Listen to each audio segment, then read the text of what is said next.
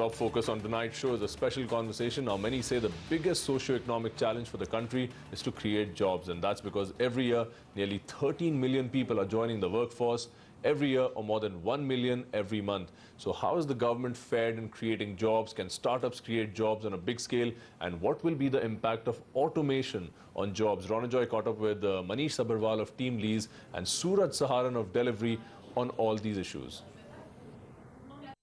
Well, thank you very much, gentlemen, for joining us here on CNBC TV 18. Suraj, let me start with you. The jobs has been a big war cry for this government. And, while India at one level is celebrating the growth of the startup culture, many are also voicing concerns whether startups can really create jobs at the end of the day. How do you look at this? I think the startups can create jobs. It's not about whether startups can create. I think what is needed is a better environment for that can be provided by the government for creating these jobs. Now, as a startup, if you employ a certain number of people, the moment you exceed a certain number of people, there are a lot of laws that become applicable to you as an organization. And so it sort of intimidates a lot of the startups who've just sort of began their journey, because it's a lot of administrative overhead that comes along with it. So I don't think the question is of whether startups can provide jobs. But I think in terms of scale. Yeah.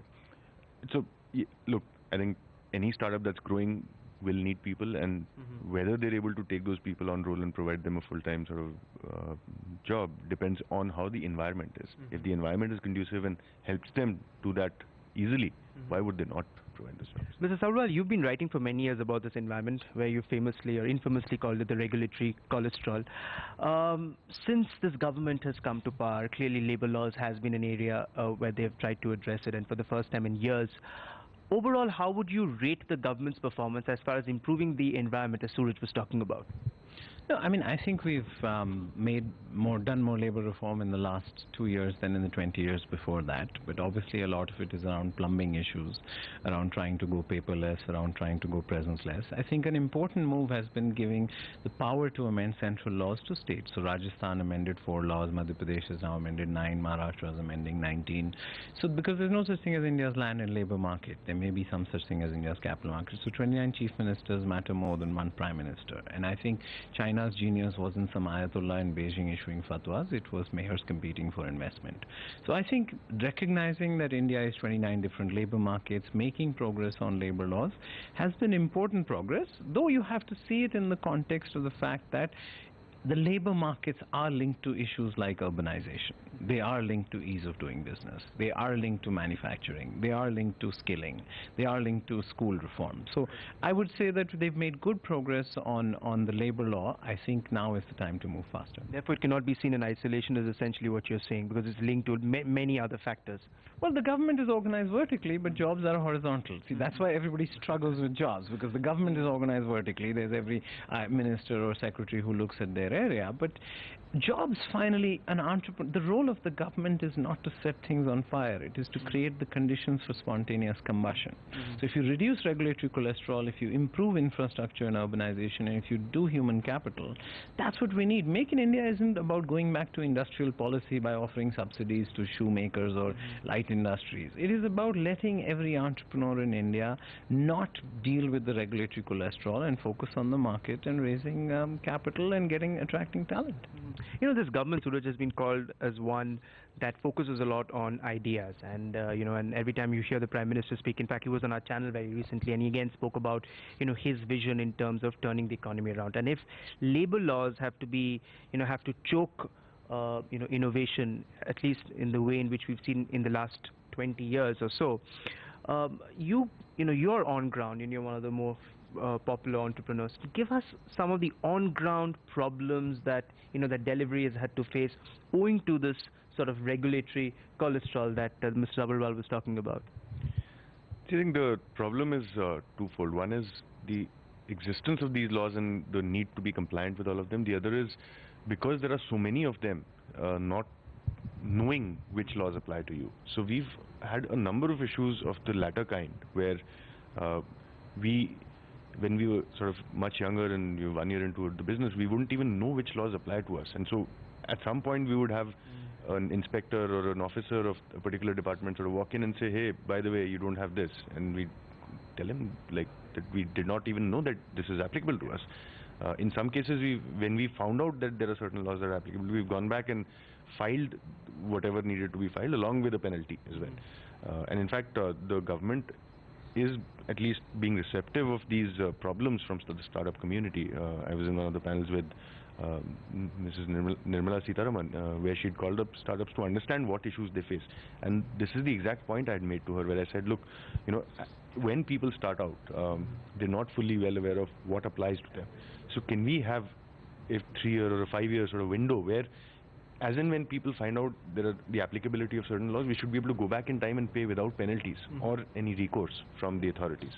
But those kind of incidents are many. Just picking out one of them wouldn't make sense. These happen very frequently and happen too many times because of all the laws. And it's not just labor.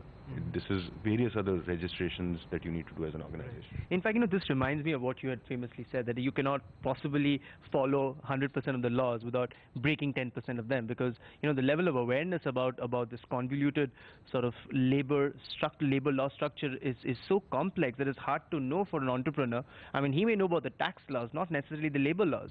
So the way to do this is, first of all, move to a unique enterprise number like Aadhaar. See, we have 27 different numbers as a company: ESI number, PF number, TAN number, PIN number, LAN number. Let's get rid of all these and move to a universal enterprise number, and then use that universal enterprise number to move to an 18-month vision of the India stack, which is paperless, presenceless, and cashless. All 44 central laws and the 3 important state laws in every state should move to being paperless. Today, corporate India uses 500 crore sheets of paper. 6 lakh trees every year get chopped because of stupid A4, A3, duplicate, triplicate. So move to paperless, move to presenceless, which will reduce corruption, and move to cashless so you can move to online remittance. So I think this is a plumbing problem. I think there are broader philosophy questions in labor laws around Chapter 5B of the Industrial Disputes Act, which is hire and fire. We can come to that later. At least sort out the regulatory cholesterol around paperless, presenceless, cashless, and single identity number. That, to my mind, will be a very important debottlenecking for entrepreneurs. You know, as entrepreneurs, there are 2 kinds of companies you can create: a baby and a dwarf. Both are small, but the baby is going to grow, the dwarf is going to stay there.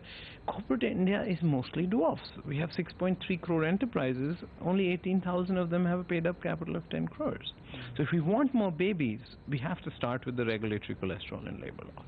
What were your suggestions then when you were part of that roundtable with the minister? What were some of the suggestions that came not just from you, but your peers in the community? So obviously the one thing I spoke about was the fact that there should be a window where any entrepreneur should be allowed to go back and correct any of the registrations or the compliances that were needed as and when they find out. So, and they shouldn't be penalized while they do that. The other ones, there were specific sort of issues related to the biochem industry, where people wanted the process of filing patents to be simplified. There were issues related to the telecom industry, where one of the startups had a problem in the past, and they wanted a clearer sort of definition of what qualifies as wrong versus right. But mostly were around easing of the laws and the availability of a central repository where anyone who starts out can quickly look up and say which laws and which regulations apply to them. And also having a tiered system for regulatory compliance. So maybe in the first year of operations, any company will only have to comply with 5 laws to begin with, which are the absolute essential ones. The next year onwards, you start sort of needing to comply with a lot many more laws, because as a company grows, it also learns naturally in the process, right? And so 10 years down the line, if you ask me to comply with 50 laws, I may not have such a big problem. But in the first year, if you ask me to do that, a lot of entrepreneurs don't start out because they're so afraid of being able to manage all of this. But labor that law needs is one of them. Labor law is obviously one of them. Intimidating There are many laws that apply to labor, so many of them, yeah. It's just a complex web of... Okay, finally I want to get both you gentlemen on this other rather burning issue, which is globally is being talked about. What will be the impact of greater automation on manufacturing jobs, especially at a time when we are seeing manufacturing plants largely depending on robots, at least for the mundane activities. There's a fear that even some of the complex work will now be carried out by the robots. In such a situation, with about 13 million people joining the workforce on an annual basis in India, what does it mean for a country like ours? It doesn't really mean much because 50% of our labor force anyway is only producing 10% of our GDP. See, we have 240 million people in agriculture, which is half our labor force, but they only produce 1/10 of GDP. So they are already at so low productivity that this kind of the automation robot argument, I think, is a little far from India because of we're not at the technology frontier. You know, our labor force is so far behind. We're close to marginal productivity of 0 for 240 million people. So I don't think that automation for India, particularly, and a large part of India's domestic economy is driven by domestic consumption and services. Those are much harder to automate than manufacturing. So I think it's clear that we don't have the same manufacturing opportunity that China had in 1978. They were, before automation, the global growth was in a super cycle, global trade was leading to more openness. So I think for India, we have to keep an eye on that. But I think in the next during the period of our demographic dividend, which is really, 10 lakh kids joining the labor force every month for the next 10 years.